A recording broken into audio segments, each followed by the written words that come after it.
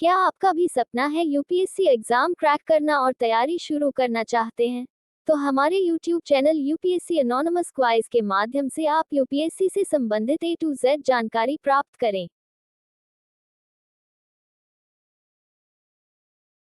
भारत में आंग्ल माइसोर युद्ध। भारत में ब्रिटिश एवं माइसोर के शासकों के मध्य 4 सैन्य टकरावों की एक श्रृंखला थी।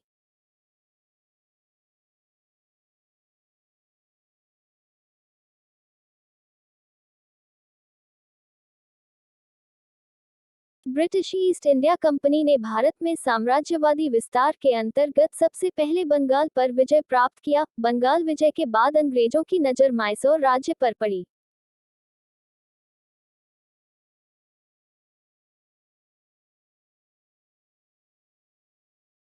एक 5-6-5 में तालिकोटा के युद्ध में पराजित होने के बाद विजयनगर साम्राज्य का अंत हो गया। तालिकोटा के युद्ध के पश्चात विजयनगर साम्राज्य अनेक छोटे छोटे राज्यों में विघटित हो गया। इन्हीं राज्यों में से मैसूर भी एक राज्य था। 18वीं सदी के मध्य में वाडियार वंश का शासक चिक्का कृष्णराज द्वितीय था। वास्तव में चिक्का कृष्णराज द्वितीय वाडियार वंश का अंतिम शासक सिद्ध हुआ। इसके समय में शासन की वास्तविक सत्ता दो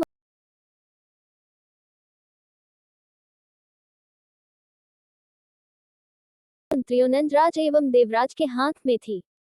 इसी समय में हैदर अली नंजराज की सेना में भर्ती हुआ और शीघ्र ही अपनी योग्यता के बल पर हैदर अली 1761 में मैसूर का शासक बन बैठा।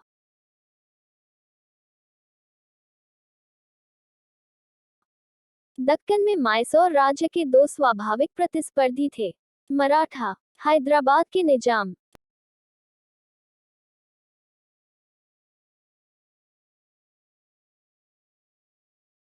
मराठा अक्सर मैसूर राज्य पर लूटपाट करने के उद्देश्य से हमला करते थे। मराठों की आय का मुख्य स्रोत सरदेशमुखी और चौथ था। मराठे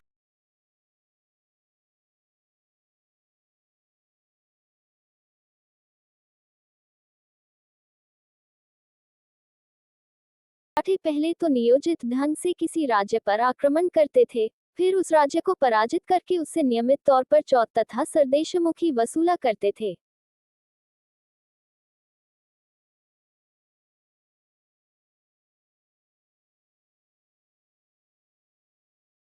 मैसूर राज्य का दूसरा शत्रु हैदराबाद का निजाम था। वास्तव में मराठे और निजाम आपस में न तो शत्रु थे और न ही मित्र थे, बल्कि ये अवसरवादी थे।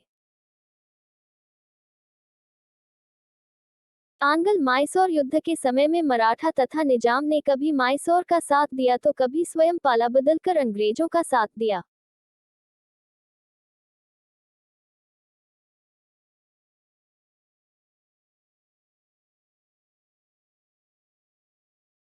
आंग्ल मैसूर युद्ध भारत में अंग्रेजी राज्य का विस्तारवादी परिणाम था। अंग्रेज भारत में अपना अधिक से अधिक विस्तार करना चाहते थे, जिससे भारत से उन्हें अधिक से अधिक व्यापारिक लाभ प्राप्त हो सके।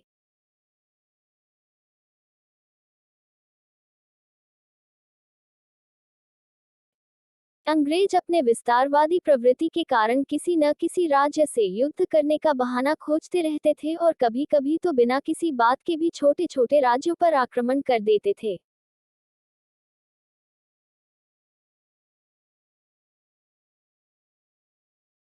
आंग्ल मैसूर युद्ध के अंतर्गत कुल 4 युद्ध हुए थे। प्रथम आंग्ल मैसूर युद्ध में मैसूर की विजय हुई, जबकि अन्य 3 युद्धों में मैसूर राज्य को पराजित होना पड़ा था।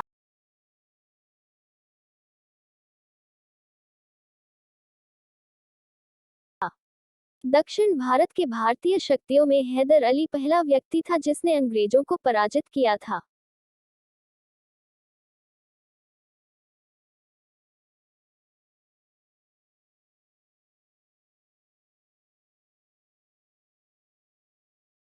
प्रथम आंग्ल मैसूर युद्ध 1767-1769 प्रथम आंग्ल मैसूर युद्ध 1767-1769 हैदर अली और मद्रास प्रेसिडेंसी के मध्य हुआ था। इस युद्ध में हैदराबाद के निजाम और मराठों ने अंग्रेजों का साथ दिया था। इस युद्ध को प्रथम आंग्ल मैसूर युद्ध के नाम से जाना जाता है।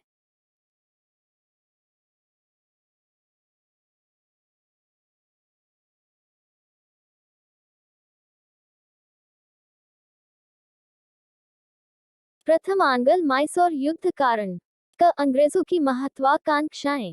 ख कर्नाटक के नवाब मोहम्मद अली व हैदर अली में शत्रुता।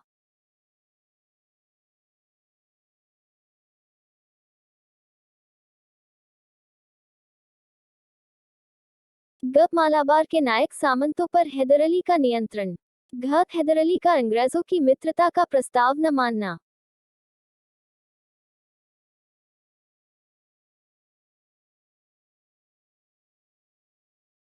प्रथम आंग्ल माइसोर युद्ध परिणाम। मद्रास की संधि 1769। हैदर अली व ईस्ट इंडिया कंपनी दोनों पक्षों ने एक दूसरे के विजित प्रदेश तथा युद्धबंदी लौटा दिए।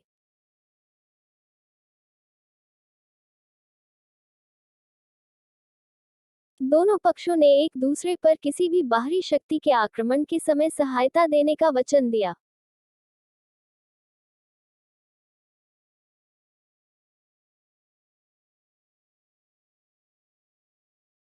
इस संधि के तहत दोनों पक्षों ने एक दूसरे के जीते हुए प्रदेशों को वापस कर दिया तथा युद्ध की स्थिति में दोनों ने एक दूसरे का साथ देने की बात भी स्वीकार की।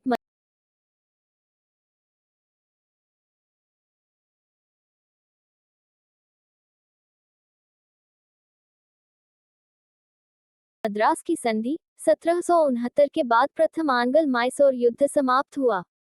द्वितीय आंग्ल माइसोर युद्ध 1780-1784।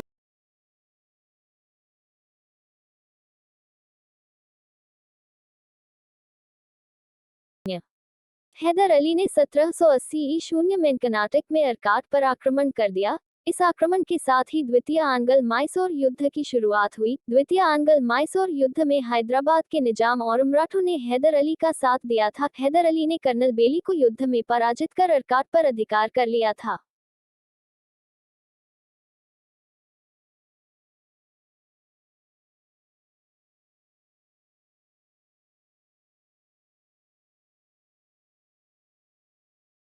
वैसे तो द्वितीय आंग्ल माइसोर युद्ध 4 वर्षों तक चला, किंतु वास्तविक निर्णायक युद्ध 1781 में ही संपन्न हो गया था।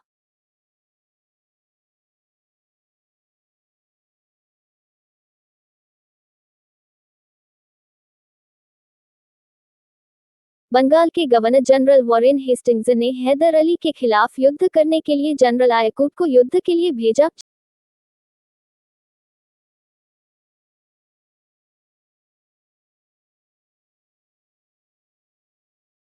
जनरल आयाकुट ने अपनी सफल कूटनीति से महादजी सिंधिया और हैदराबाद के निजाम को अंग्रेज विरोधी कूटनीति से अलग करने में सफलता प्राप्त की।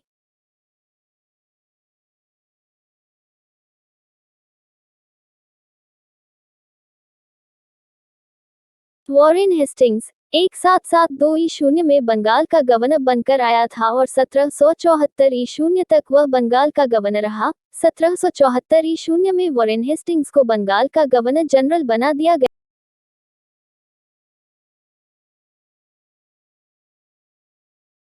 अब उसे शेष दोनों प्रेसिडेंसियों पर भी शासन का अधिकार प्राप्त हो चुका था। भारत में कंपनी के व्यापार को नियंत्रित करने के लिए 1773 में रेगुलेटिंग एक्ट पारित किया गया। 1773 में रेगुलेटिंग एक्ट के माध्यम से ही 1774 में वॉरेन हेस्टिंग्स को बंगाल का गवर्नर जनरल बनाया गया था। वॉरेन हेस्टिंग्स को भारत का पहला गवर्नर जनरल भी कहा जाता है।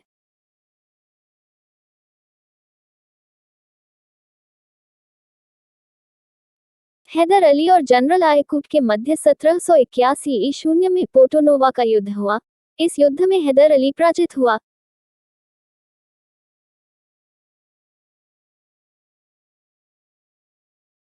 इस युद्ध में अंग्रेजों से मिली पराजय से उत्पन्न मानसिक क्षति और घायल होने के कारण 1782 में हैदर अली की मृत्यु हो गई।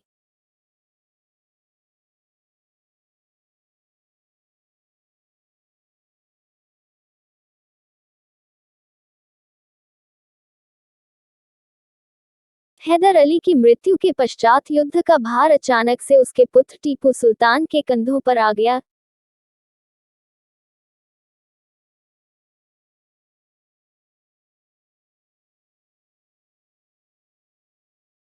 टीपू सुल्तान ने 1784 तक युद्ध को जारी रखा और अंततः 1784 में टीपू सुल्तान और अंग्रेजों के मध्य मंगलौर की संधि हुई। इस संधि में भी दोनों पक्षों ने एक बार पुनः एक दूसरे के जीते गए प्रदेशों को वापस कर दिया।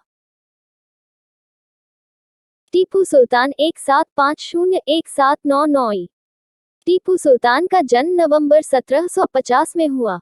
वो हैदर अली का पुत्र था एवं एक महान योद्धा था जिसे माइसोर टाइगर के रूप में भी जाना जाता है।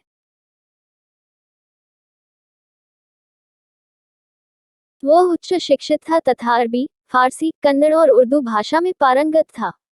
टीपू ने अपने पिता हैदर अली की तरह एक कुशल सैन्य बल के उत्थान एवं रखरखाव पर अधिक ध्यान दिया।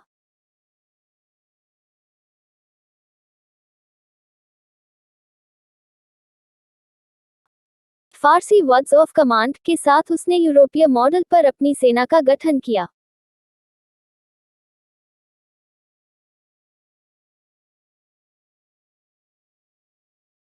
हालांकि उसने अपने सैनिकों को प्रशिक्षित करने के लिए फ्रांसीसी अधिकारियों की सहायता ली, लेकिन उसने उन्हें फ्रांसीसियों को एक हित समूह के रूप में विकसित नहीं होने दिया।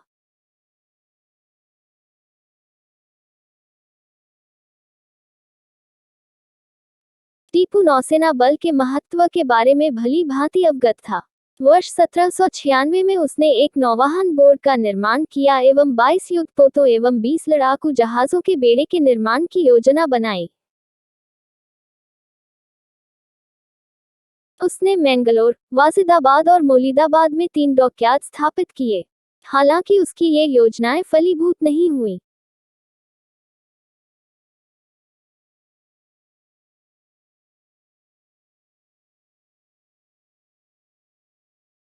वह विज्ञान एवं प्रौद्योगिकी का संरक्षक भी था और उसे भारत में रॉकेट प्रौद्योगिकी के प्रणेता के रूप में श्रेय दिया जाता है।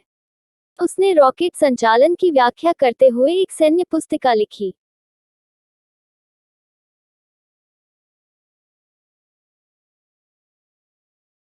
वह माइसौर राज्य में रेशम उत्पादन का भी प्रणेता था। टीपू लोकतंत्र प्रेमी एवं एक महान कूटनीतिज्ञ था,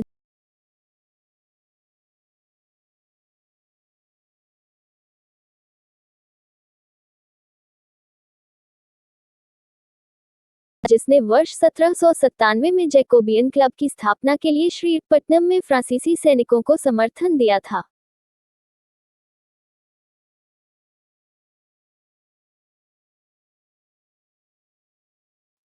टीपू स्वयं जैकोबियन क्लब का सदस्य बन गया और उसने स्वयं को नागरिक टीपू कहलवाया।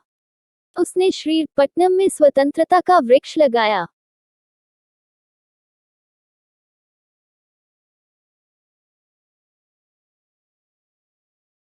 तृतीय आंग्ल माइसौर युद्ध 1790-92 पृष्ठभूमि। मैंगलोर की संधि टीपू सुल्तान एवं अंग्रेजों के मध्य विवादों को हल करने के लिए पर्याप्त नहीं थी।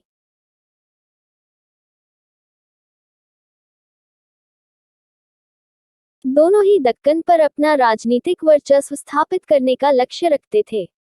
तृतीय आंग्ल माइसौर युद्ध तब शुरू हुआ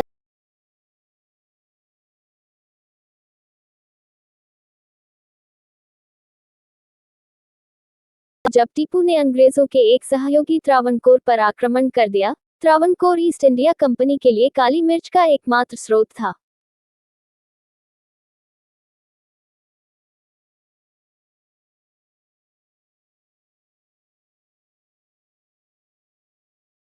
त्रावणकोर ने कोचीन राज्य में डिचो से जलकोटल एवं कन्नानौर खरीदा था, जो टीपू की एक जागीरदारी थी। उसने त्रावणकोर के कृत्य को अपने संप्रभु अधिकारों का उल्लंघन माना।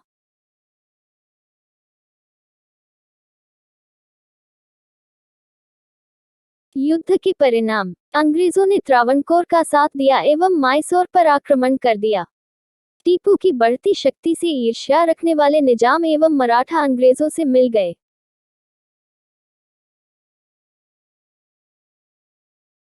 वर्ष 1790 में टीपू सुल्तान ने जनरल मीडोज के नेतृत्व में ब्रिटिश सेना को हराया। वर्ष 1791 में लॉर्ड कार्नवालिस ने नेतृत्व संभाला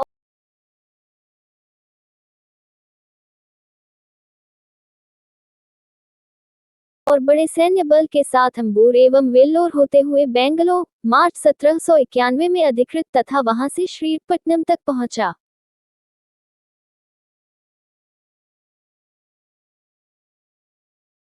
और अंत में मराठों एवं निजाम के समर्थन के साथ अंग्रेजों ने दूसरी बार श्रीरंगपट्टनम पर आक्रमण किया।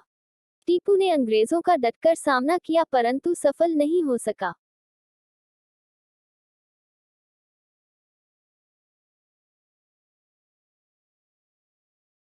वर्ष 1792 में श्रीरंगपट्टनम की संधि के साथ युद्ध समाप्त हुआ।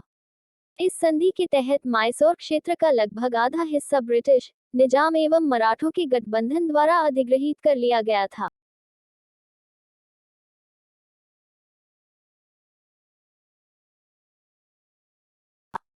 बारामहल, डिंडीगुल एवं मालाबार अंग्रेजों को मिल गए, जबकि मराठों को तुंगभद्रा एवं उसकी सहायक नदियों के आसपास के क्षेत्र मिले और निजाम ने कृष्णा नदी से लेकर पेन्नार से आगे तक के क्षेत्रों पर अधिग्रहण कर लिया।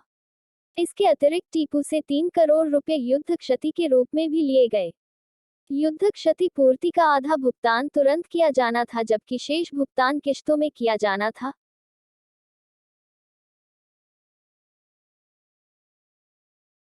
जिसके लिए टीपू के 2 पुत्रों को अंग्रेजों द्वारा बंधक बना लिया गया था। तृतीय आंग्ल माइसोर युद्ध के कारण दक्षिण में टीपू की प्रभावशाली स्थिति नष्ट हो गई एवं वहां ब्रिटिश वर्चस्व स्थापित हो गया।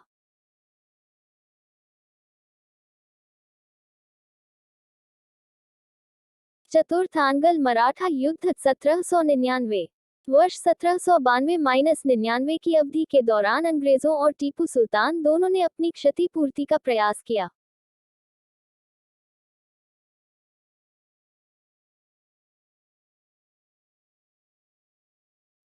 टीपू ने श्रीरंगपट्टनम की संधि की समस्त शर्तों को पूर्ण किया एवं उसके पुत्रों को मुक्त कर दिया गया।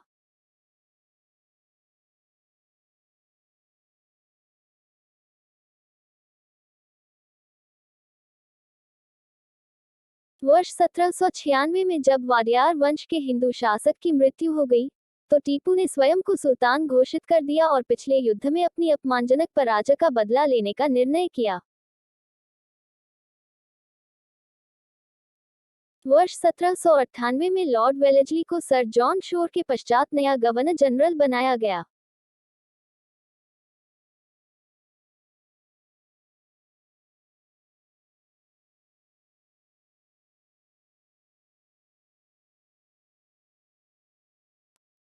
फ्रांस के साथ टीपू के बढ़ते संबंधों के कारण वेलेस्ली की चिंताएं बढ़ गईं।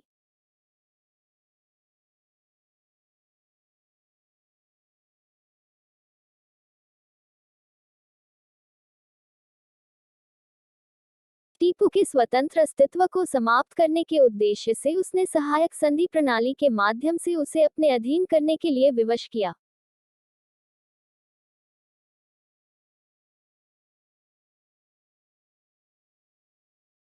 टीपू पर विश्वासघात के इरादे से अरब, अफगानिस्तान एवं फ्रांसीसी द्वीप मॉरिशस और वर्साया में गुप्तचर भेजकर अंग्रेजों के विरुद्ध षड्यंत्र रचने का आरोप लगाया गया।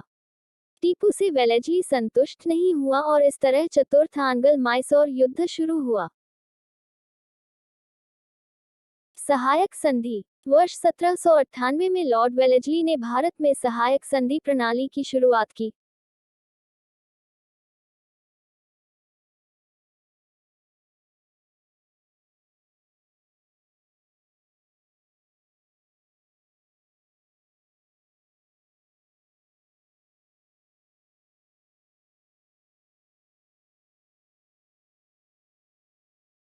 जिसके तहत सहयोगी भारतीय राज्य के शासक को अपने शत्रुओं के विरुद्ध अंग्रेजों से सुरक्षा प्राप्त करने के बदले में ब्रिटिश सेना के रखरखाव के लिए आर्थिक रूप से भुगतान करने को बाध्य किया गया था।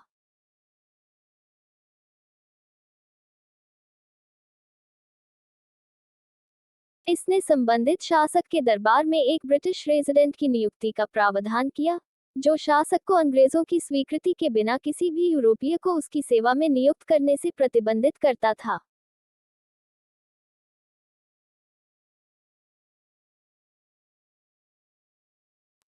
कभी कभी शासक वार्षिक रूप से आर्थिक भुगतान करने के बजाय अपने क्षेत्र का हिस्सा सौंप देते थे।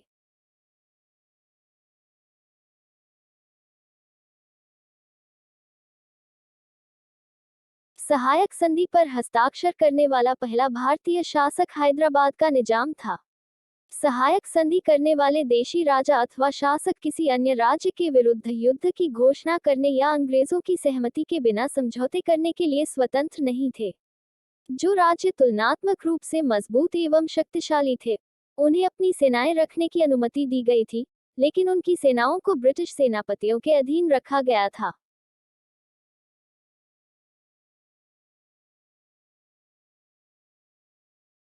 सहायक संधि राज्य के आंतरिक मामलों में हस्तक्षेप न करने की नीति थी, लेकिन इसका पालन अंग्रेजों ने कभी नहीं किया।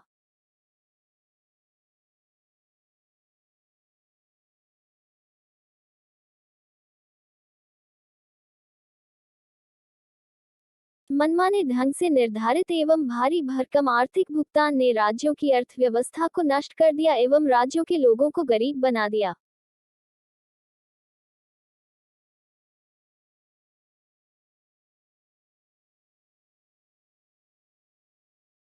वही ब्रिटिश अब भारतीय राज्यों के व्यय पर एक बड़ी सेना रख सकते थे। वे संरक्षित सहयोगी की रक्षा एवं विदेशी संबंधों को नियंत्रित करते थे तथा उनकी भूमि पर शक्तिशाली सैन्य बल की तैनाती करते थे।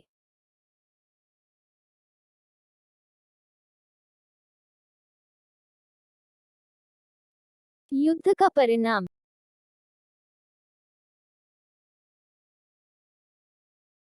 17 अप्रैल 1799 को युद्ध शुरू हुआ और 4 मई 1799 को उसके पतन के साथ युद्ध समाप्त हुआ।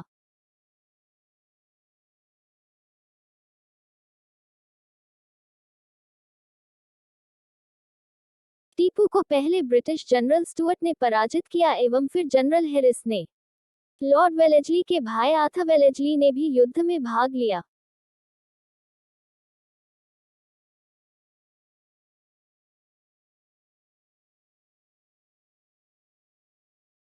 मराठों और निजाम ने पुनः अंग्रेजों की सहायता की क्योंकि मराठों को टीपू के राज्य का आधा भाग देने का वादा किया गया था एवं निजाम पहले ही सहायक संधि पर हस्ताक्षर कर चुका था।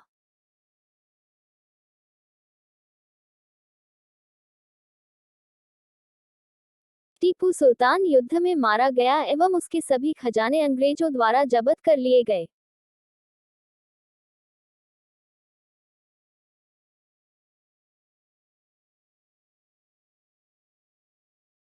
अंग्रेजों ने मैसूर के पूर्व हिंदू शाही परिवार के एक व्यक्ति को महाराजा के रूप में चुना एवं उस पर सहायक संधि आरोपित कर दी। मैसूर को अपने अधीन करने में अंग्रेजों को 32 वर्ष लग गए थे। दक्कन में फ्रांसीसी पुनः प्रवर्तन का खतरा स्थायी रूप से समाप्त हो गया। युद्ध के पश्चात का परिदृश्य। लॉर्ड वेलेस्ली ने मैसूर साम्राज्य के सूंदा एवं हरपोनेली जिलों को मराठों को देने की पेशकश की, जिसे बाद में मना कर दिया गया। निजाम को गूटी एवं गुर्रमकोंडा जिले दिए गए थे। अंग्रेजों ने कनारा, वायनाड, कोयम्बटूर, द्वारापुरम एवं श्रीरंगपट्टनम पर अधिकार कर लिया। मैसूर का नया राज्य एक पुराने हिंदू राजवंश के कृष्णराज तृतीय वाडियार को सौंप दिया गया, जिसने सहायक संधि स्वीकार कर ली। एक नज़र मेरे चैनल पर डालते हैं। दोस्तों, यूपीएससी एनोनिमस क्वाइज यूट्यूब और टेलीग्राम चैनल पर आप सभी का स्वागत है। क्या आप यूपीएससी की तैयारी करते हैं और यूपीएससी एग्जाम क्रैक करना है तो यूपीएससी एनोनिमस क्वाइज यूट्यूब चैनल के साथ बने रहे। दोस्तों, यहाँ हमारे तरफ से सभी यूपीएससी कोचिंग नोट्स को कलेक्ट करके फ्री में दिए जाते हैं जो आपकी तैयारी को और मजबूती प्रदान करेगी। ये नोट्स और वीडियो यूपीएससी और आईएएस टॉपर बनने के लिए हमारे चैनल के साथ बने रहे। ये वीडियो सभी प्रतियोगिता परीक्षा के लिए भी बनाया गया है। हमारे चैनल को अधिक से अधिक शेयर करें। Thank you.